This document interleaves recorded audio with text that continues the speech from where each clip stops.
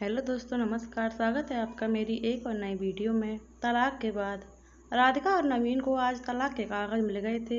दोनों साथ ही कोर्ट से बाहर निकले। दोनों के परिजन साथ थे और उनके चेहरे पर विजय और सुकून के निशान साफ झलक रहे थे। 4 साल की लंबी लड़ाई के बाद आज फैसला हो गया था। 10 साल हो गए थे शादी को, मगर साथ में 6 साल ही रह पाए थे। 4 साल तो तलाक की कार्रवाई में लग गए। राधिका के हाथ में दहेज के सामान की लिस्ट थी जो अभी नवीन के घर से लेना था, और नवीन के हाथों में गहनों की लिस्ट थी जो राधिका से लेने थे। साथ में कोर्ट का यह आदेश भी था कि नवीन 10 लाख रुपए की राशि एक मुश्त राधिका को चुकाएगा। राधिका और नवीन दोनों एक ही टेम्पो में बैठकर नवीन के घर पहुंचे। दहेज में दिए सामान की निशानदेही राधिका को करनी थी, इसलिए 4 वर्ष बाद ससुराल जा रही थी। आखिरी बार, बस उसके बाद कभी नहीं आना जाना था उधर। सभी परिजन अपने अपने घर जा चुके थे। बस 3 प्राणी बचे थे, नवीन, राधिका और राधिका की माताजी। नवीन घर में अकेला ही रहता था। माँ बाप और भाई आज भी गांव में रहते हैं। राधिका और नवीन का इकलौता बेटा जो अभी 7 वर्ष का है, कोर्ट के फैसले के अनुसार बालिग होने तक वह राधिका के ही पास रहेगा। नवीन महीने में एक बार उससे मिल सकता है। घर में प्रवेश करते ही पुरानी यादें ताज़ा हो गईं। कितनी मेहनत से सजाया था इसको। राधिका ने एक एक चीजें उसकी जान में बसी थी। सब कुछ उसकी आंखों के सामने बना था। एक एक ईंट से धीरे धीरे बनते घरौंदे को पूरा होते देखा था उसने। सपनों का नया घर उसका। कितनी शिद्दत से नवीन ने उसके सपने को पूरा किया था। नवीन थका हारा सा सोफे पर पसर गया। बोला, ले लो जो कुछ भी चाहिए, मैं तुझे रोकूंगा नहीं। राधिका ने अब गौर से नवीन को देखा। 4 साल में कितना बदल गया है। बालों में सफेदी छा गई है, शरीर पहले से आधा रह गया है। 4 साल में चेहरे की रौनक गायब हो गई। वह स्टोर रूम की तरफ बढ़ी जहां उसकी दहेज का अधिकतर सामान पड़ा था। सामान ओल्ड फैशन का था, इसलिए कबाड़ की तरह स्टोर रूम में डाल दिया था। मिला भी कितना था उसको दहेज में। प्रेम विवाह था दोनों का। घर वाले तो मजबूरी में साथ हुए थे। प्रेम विवाह था तभी तो नजर लग गई किसी की। प्रेमी जोड़ी को हर कोई टूटता हुआ देखना चाहता है। बस एक बार पीकर बह गया था नवीन। हाथ उठा बैठा था उस पर। वो गुस्से में मायके चली गई थी। फिर चला था लगाने सिखाने का दौर। इधर नवीन के भाई भाभी और उधर राधिका की माँ।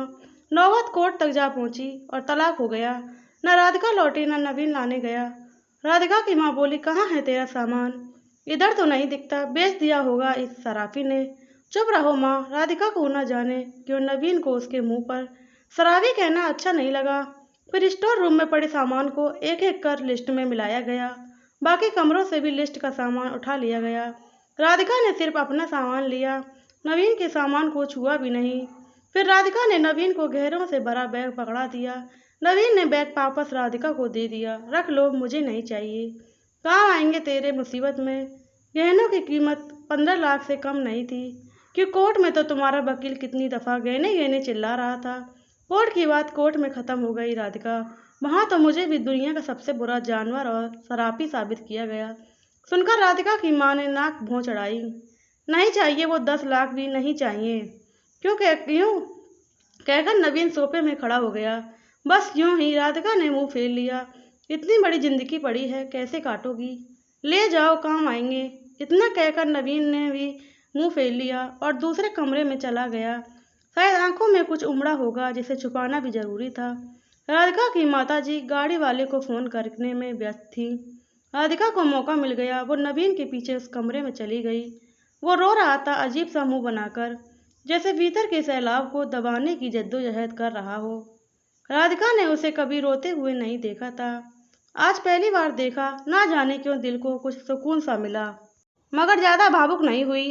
सधे अंदाज में बोली, इतनी फिक्र थी तो क्यों दिया तलाक? मैंने नहीं तलाक दिया, तुमने दिया। दस्तखत तो तुमने भी किए, माफी नहीं मांग सकते थे?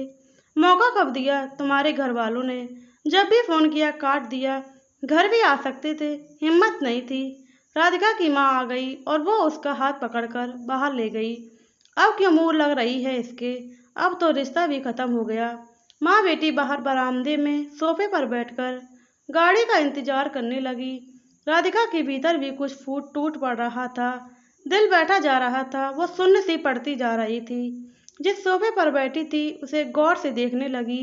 कैसे कैसे बचत करके उसने और नवीन ने वो सोफा खरीदा था। पूरे शहर में घूमी तब यह पसंद आया था। फिर उसकी नज़र सामने तुलसी के सूखे पौधे पर पड़ी। कितनी शिद्दत से देखभाल किया करती थी। उसके साथ तुलसी भी घर छोड़ गई। घबराहट और बढ़ी तो वह फिर से उठकर भीतर चली गई। माँ ने पीछे से पुकारा मगर उसने अनसुना कर दिया। नवीन बेड पर उल्टे मुंह पड़ा था। एक बार तो उसे दया आई उस पर, मगर वह जानती थी कि अब तो वह सब कुछ खत्म हो चुका है, इसलिए उसे भावुक नहीं होना है। उसने सरसरी नज़र से कमरे को देखा। अस्त व्यस्त हो गया है पूरा कमरा। कहीं कहीं तो मकड़ी के जाले झूल रहे हैं। कितनी नफरत थी उसे मकड़ी के जालों से। फिर उसकी नज़र चारों ओर लगी उन फोटो पर गई जिनमें वो नवीन से लिपट कर मुस्कुरा रही थी। कितने सुनहरे दिन थे वो। इतने में माँ फिर से आ गई। हाथ पकड़कर फिर से उसे बाहर ले गई। बाहर गाड़ी आ गई थी। सामान गाड़ी में डाला जा रहा था।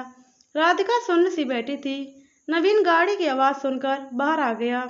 अचानक नवीन कान पकड़कर घुटनों के बल बैठ गया। बोला मत जाओ, माफ़ कर दो। शायद यही शब्द थे जिन्हें सुनने के लिए 4 साल से तड़प रही थी। सब्र के सारे बांध एक साथ टूट गए। राधिका ने कोर्ट के फैसले का कागज निकाला और फाड़ दिया, और माँ कुछ कहती उससे पहले ही लिपट गई नवीन से। साथ में दोनों बुरी तरह से रोते जा रहे थे। दूर खड़ी राधिका की माँ समझ गई कि कोर्ट का आदेश दिलों के सामने कागज से ज़्यादा कुछ नहीं है। काश उनको पहले मिलने दिया होता। अगर माफ़ी मांगने से ही रिश्ते टूटने से बच जाएं तो माफ़ी मांग लेनी चाहिए। प्लीज़ दोस्तों, चैनल को सब्सक्राइब करो, वीडियो को लाइक करो, कमेंट में बताओ आपको ये कहानी कैसी लगी, और वीडियो को शेयर ज़रूर करना। मिलते हैं आपको अगली वीडियो में। जय श्री राम, राधे राधे, जय श्री कृष्ण।